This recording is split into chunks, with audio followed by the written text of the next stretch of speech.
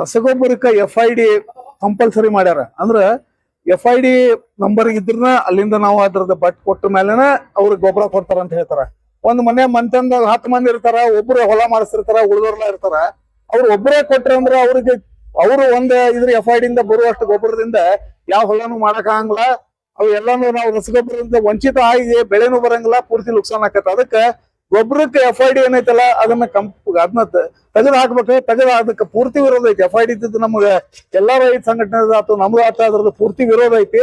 FID ನ compulsory ಮಾಡಿದ್ದೇನೈತಲ್ಲ ಅದನ್ನ ತೆಗಿಬೇಕು, ಅದನ್ನ ತೆಗೆದು ಮುಂದುವರಿಬೇಕು, ಅದೊಂದೈತಿ. ಆಮೇಲೆ ನಾವು ವಿದ್ಯುತ್ ಶಕ್ತಿ ಅಂದ್ರೆ ಕೃಷಿ ಪಂಪ್ ಸೆಟ್ಗಳಿಗೆ ಅದನ್ನ ಖಾಸಗೀಕರಣ ಮಾಡತ್ತಾರ. ಅದನ್ನ ಖಾಸಗೀಕರಣ ಮಾಡಿದ್ರೆ ಈಗ ಅದ ಸರ್ಕಾರದ ಇದ್ರಾಗ ಇದ್ದಾಗ ಅದ್ರ ಆದಿಂದಾಗ ಇದ್ದಾಗನ ನಮಗೆ ಎಷ್ಟೊಂದು ತಾಪತ್ರಯ ಅದು ನಮ್ಮ ಸಮಸ್ಯೆಗಳ ಬಗೆಹರಿಲ್ಲ. ಇನ್ನು ಖಾಸಗೀಕರಣ ಮಾಡಿದ್ರೆ ಅಧಿಕಾರಿಗಳಿಗೂ ಸಮಸ್ಯೆ ಆಕತಿ, ಮತ್ತ ಅವ್ರು ಯಾರು ತಗೊಂಡ ಅವ್ರಿಗೆ ಸಮಸ್ಯೆ ಆಕತಿ, ರೈತರಿಗಂದ್ರೆ ಬಹಳ ಹೆಚ್ಚಿನ ಸಮಸ್ಯೆ ಆಕತಿ.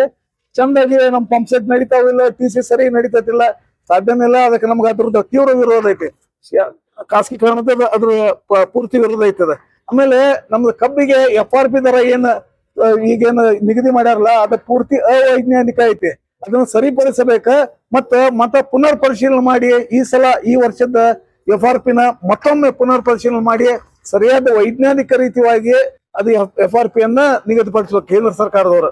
ಆಮೇಲೆ ಡೀಸೆಲ್ ರೇಟ್ ಅದು ಏನೇನೋ ಕಾರಣದಿಂದ ಎದೋದ ಇರಕತ್ತೈತಿ. ಕನಿಷ್ಠ ಪಕ್ಷ ಕೃಷಿಗೆ ಸಂಬಂಧಿತ ಇರೋದು ರೈತರಿಗೆ ಏನಿರ್ತಲ್ಲ ಅದಕ್ಕೊಂದು ಪದ್ಧತಿ ಮಾಡಿ ಅವ್ರಿಗೆ ಒಂದು ಡೀಸೆಲ್ ರೇಟ್ ಒಂದು ಫಿಕ್ಸ್ ರೇಟ್ನಾಗ ಅವ್ರು ಕೊಟ್ರಂದ್ರೆ ಮುಂದೆ ಅವ್ರದ್ದು ಬೆಳಿ ಅವ್ರು ಮಾರಕ್ಕೂ ಅದಕ್ಕೆ ಹೊಂದಾಣಿಕೆ ಆಕತಿ. ಇಲ್ಲಂತಂದ್ರ ಆ ರೇಟಿಗೆ ಹೆಂಗ ನೀವು ಡೀಸೆಲ್ ಇವೆಲ್ಲ ಏರಿದಂಗ ಅವ್ರದ್ದು ಅವ್ರಿಗೆ ಬೆಲೆ ಸಿಗುದಿಲ್ಲ, ಅವ್ರದ್ದು ಪೂರ್ತಿ ಲುಕ್ಷಾನ್ ಆಕತಿ. ಆ ಲುಕ್ಷಾನ್ ಆಗಿ ಅದರಿಂದ ಮುಂದೆ ಅನಾಹುತಗಳು ಹಾಕೋತಕ್ಕೋ. ಅದಕ್ಕಾಗಿ ಡೀಸೆಲ್ ಬೆಲೆ ಏನೈತಿ ರೈತರಿಗೆ ಒಂದು ನಿಗದಿಪಡಿಸಿದ ಒಂದು ಬೆಲೆ ಒಳಗೆ ಕೊಡ್ಬೇಕ. ಮತ್ತೆ 2025-26 ಸಾಲಿಂದ ಕಬ್ಬಿನಿಂದ ಬಾಕಿ ಬಹಳ ಹೆಚ್ಚೈತಿ. ಪೂರ ನಮ್ಮ ರಾಜ್ಯಾದ್ಯಂತ ಐತಿ 1500 ಕೋಟಿ ರೂಪಾಯಿ ಐತಿ. ಅದನ್ನ ಕೂಡ್ಲೆ ಎಲ್ಲರಿಗೂ ಅದನ್ನ ಪಾವತಿ ಮಾಡ್ಬೇಕ. ಮತ್ತೊಂದು ವರ್ಷದ ಬರಾಕತ್ತೈತಿ. ರೈತರಿಗೆ ಬಹಳ ಖರ್ಚಿರ್ತಾವ, ಬಹಳ ಖರ್ಚು ನೀಗಿರ್ಲಿಲ್ಲ. ಮತ್ ಸಾಲಕ್ಕೆ ಬಡ್ಡಿ ಅದ ಮಾಡೋಕ್ಕಿಂತ ಅವ್ರದ್ದು ಬರೋ ರೊಕ್ಕ ಬಂತಂದ್ರ ಅವ್ರಿಗೊಂದ್ ಸ್ವಲ್ಪ ಹಗರ ಆಗ್ತತಿ. ಮತ್ತ ರಾಮದುರ್ಗ ತಾಲೂಕ್ನಾಗ ಮತ್ತ ಬದಾಮಿ ತಾಲೂಕ ಬಾರ್ಡರ್ನಾಗ ವೀರಭದ್ರೇಶ್ವರ ಏತ ನೀರಾವರಿ ಮತ್ತು ಬಸವೇಶ್ವರ ಏತ ನೀರಾವರಿ ಅಂತ 2 ಏತ ನೀರಾವರಿ ಕನಿಷ್ಠ 10 ವರ್ಷ ಹಿಂದನೇ ಪೂರ್ಣಗೊಳ್ಬೇಕಾಗಿತ್ತ. ಅದು ಪೂರ್ಣಗೊಂಡಿಲ್ಲ. ಇನ್ನು ಕಾಮಗಾರಿ ಎಲ್ಲ ಸ್ಥಗಿತಗೊಂಡವ. ಅದನ್ನ ಪುನರ್ ಆರಂಭ ಮಾಡುವ ಕಾಮಗಾರಿ. ಮತ್ತೆ ರೈತರಿಗೆ ಅದಕ್ಕೆ ಭೂಮಿ ಕಳ್ಕೊಂಡ್ ರೈತರಿಗೆ ಪರಿಹಾರ ಸಿಕ್ಕಿಲ್ಲ. ಅದನ್ನ ಕೂಡಲೇ ಬಿಡುಗಡೆ ಮಾಡ್ಬೇಕ. ಉಳಿದದ್ ಎಲ್ಲದಕ್ಕೂ ಅವ್ರಿಗೆ ಹಣ ಇರ್ತೈತಿ, ಹೊಸ ಬೇರೆ ಬೇರೆ ಯೋಜನೆಗಳನ್ನ ಹಾಕಾಕಿರ್ತೈತಿ.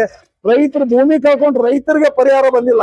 ಹಂಗಾಗಿ ಆ ಪರಿಹಾರನ ಬೇಗನೆ ಬಿಡುಗಡೆ ಮಾಡಿ ಆ ಪರಿಹಾರದ ಪ್ರಕ್ರಿಯೆಯೊಳಗ ಒಂದ್ 20 ಆಫೀಸ್ ಅಡ್ಡಾಡ್ಬೇಕಾಗಿರ್ತೈತಿ. ಅದನ್ನ ಇಷ್ಟ ಕ್ಲಿಷ್ಟ ಮಾಡ್ಯಾರ, ಇಷ್ಟ ಕಾಂಪ್ಲಿಕೇಟ್ ಮಾಡ್ಯಾರ ಅಂದ್ರೆ ಒಬ್ಬ ಮನುಷ್ಯ ಅವ್ರ ಮನೆ ಒಬ್ಬ ಮನುಷ್ಯನ ಇಟ್ಟರು ಸಹಿತ ಅವ್ರಿಗೆ ರೊಕ್ಕ ಬಂದ್ ಹತ್ತಂಗಲ್ಲ. ಅದನ್ನ ಸರಳ ಮಾಡಿ ದಕ್ಷ ಈಗೇನು ಭ್ರಷ್ಟ ಅಧಿಕಾರಿಗಳು ಅದಾರ ಅದ್ರ ತುಂಬಾ ತೆಗೆದು ದಕ್ಷ ಅಧಿಕಾರಿಗಳನ್ನ ಹಾಕಿದ್ರೆ ಬಾಗಲಕೋಟೆ ಹೆಂಗೆ ಅವ್ರದೆಲ್ಲ ಪರಿಹಾರ ಬೇಗನೆ ಸಿಕ್ತ ಅದೇ ರೀತಿ ಇಲ್ಲೂ ಬೇಗ ಪರಿಹಾರ ಸಿಗ್ತತಿ. ಈಗಾಗಲೇ 10 ವರ್ಷ ಆಗೈತಿ, ಬೇಗ ಅನ್ನೋ ಪ್ರಶ್ನೆ ಇಲ್ಲ. ಈಗಲಾದ್ರೂ ಅವ್ರ ಪರಿಹಾರ ದೊರಕಿಸ್ಕೊಟ್ರೆ ಸರಿ ಆಕತ್ತಂತ ಅದನ್ನೊಂದ್ ಸ್ವಲ್ಪ ಸರಿಯಾಗಿ ಅದನ್ನ ತಾವು ಗಮನದಲ್ಲಿ ತಗೊಂಡೆ ಅದನ್ನ ಪರಿಹಾರ ಸಿಗುವಂಗ್ ಮಾಡ್ಬೇಕಂತ ಹೇಳಿ ನಮ್ದು ಆಗ್ರಹ ಐತೆ. ನನ್ನ ಹೆಸರು ಸುರೇಶ್ ಮಲ್ಲನಗೌಡ ಪಾಟೀಲ್, ರಾಜ್ಯ ಕಬ್ಬು ಬೆಳೆಗಾರರ ಸಂಘದ ರಾಜ್ಯದ ಉಪಾಧ್ಯಕ್ಷ.